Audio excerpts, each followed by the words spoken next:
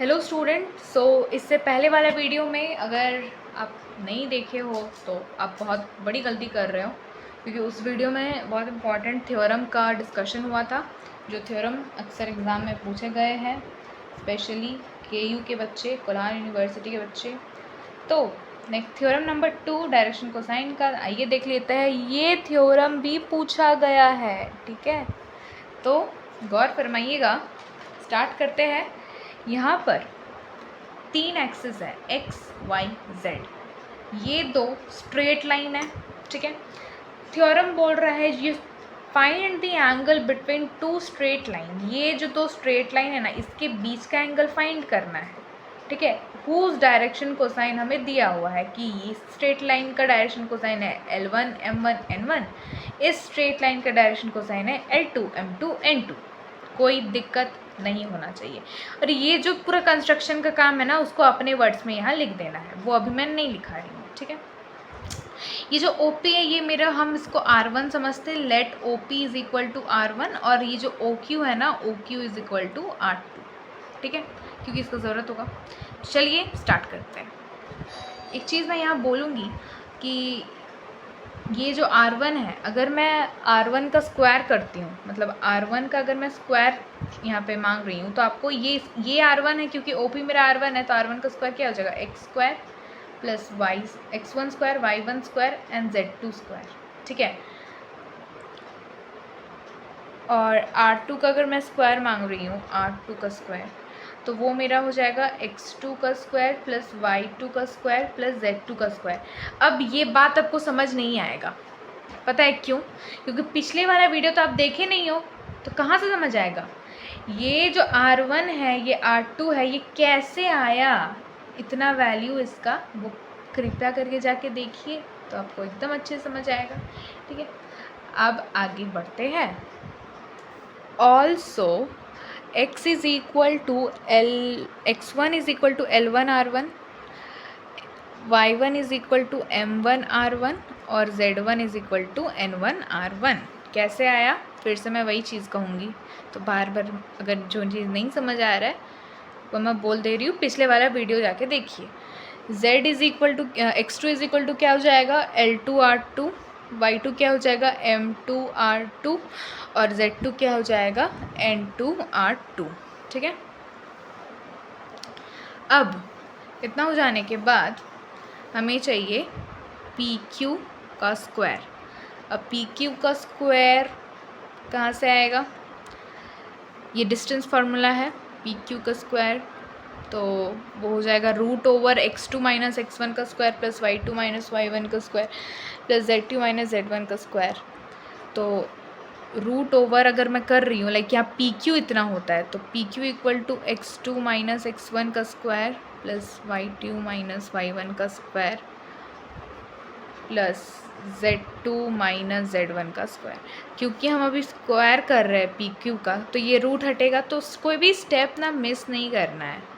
अगर आप एग्ज़ाम में चालाकी कर रहे हो तो वो एग्ज़ामिनर भी चालाकी करेगा, मार्क्स नहीं देगा, ठीक है। इतना हो गया। अब आपको क्या करना है, जो वैल्यू ली, अब जैसे कि x2 माइनस x1 का स्क्वायर है, होल स्क्वायर है, तो ये फार्मूला में आ गया। अब किसका फार्मूला है भाई, a माइनस बी का होल स्क्वायर। इसको तोड़ देते हैं, तो क्या हो जाएगा x2 square plus x1 square minus 2x1 x2, ठीक है। ये हो जाएगा y2 square plus y1 square minus 2y2 y1 plus क्या हो जाएगा, ये z2 square plus z1 square minus 2z1 z2, ठीक है। अब हम कॉमन ले रहे हैं, अब जो जितने भी प्लस वाले टर्म को लिख दे रहे हैं और माइनस वाले टर्म को उधर भेज दे रहे हैं, दिखने में अच्छा लगेगा और कुछ नहीं। x1 square plus x2 square plus y1 square plus y2 square plus z1 square plus z2 square, minus बड़ा सा दीजिए, ठीक है। आप चाहे तो ब्रैकेट का इस्तेमाल कर सकते हैं, तो ब्रैकेट का इस्तेमाल करेंगे तो यहाँ पे हम इसको ब्रैकेट में दे रहे हैं, इसको ब्रैकेट में दे रहे हैं, सॉरी इसको ब्रैकेट में अभी नहीं दे सकते। कैसे, क्योंकि ये इसमें तो 2 का टर्म भी है ना। तो चलिए नेक्स्ट स्टेप में ब्रैकेट का भी इस्तेमाल करेंगे, ठीक है। अरे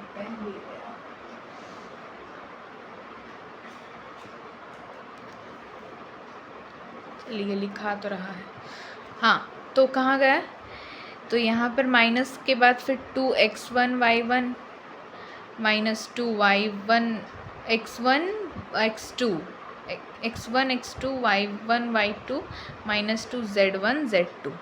ठीक है, अब आपको क्या करना है ना, जो जिस कैटेगरी में आता है उस कैटेगरी में डिवाइड करना है।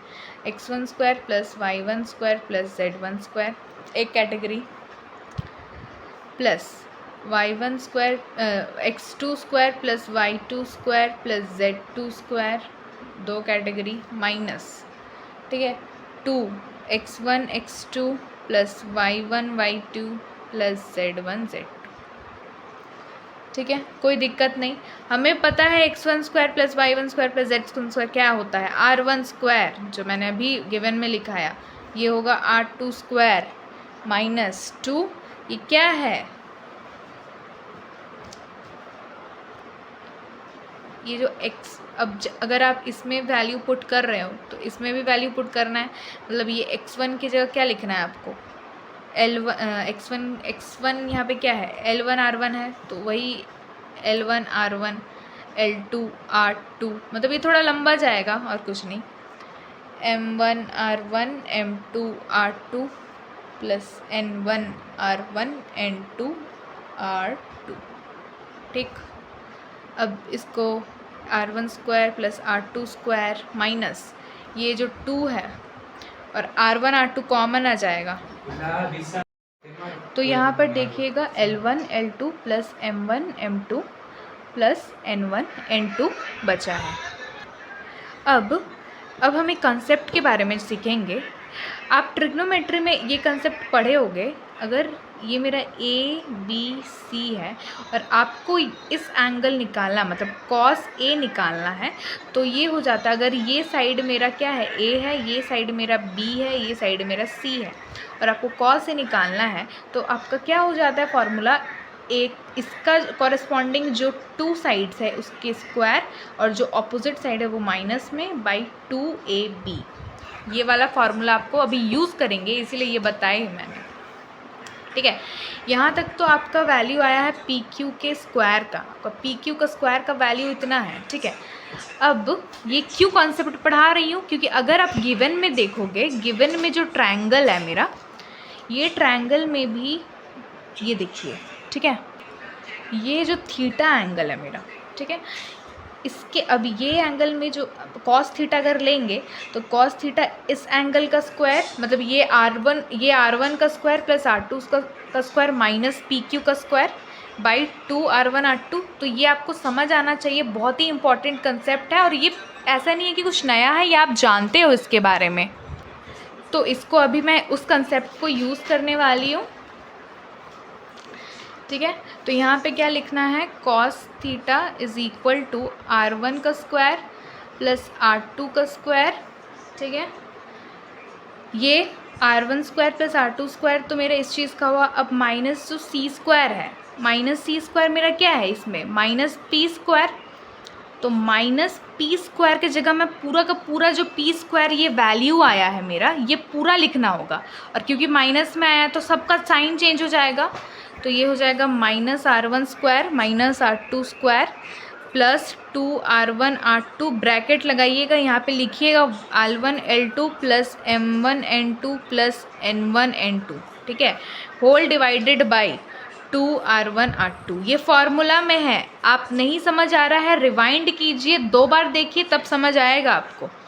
Cos theta is equal to 2 R1 R2 कैसे हुआ, ये तो कट गया ना, तो ये बचा, और ये क्या हो गया, L1 L2 plus M1 M2 plus N1 N2। अच्छा, तो ये भी कट गया बाई 2 R1 R2, ये भी कट गया, तो ये जो cos theta is equal to L1 L2 plus M1 M2 plus N1 N2 आया है।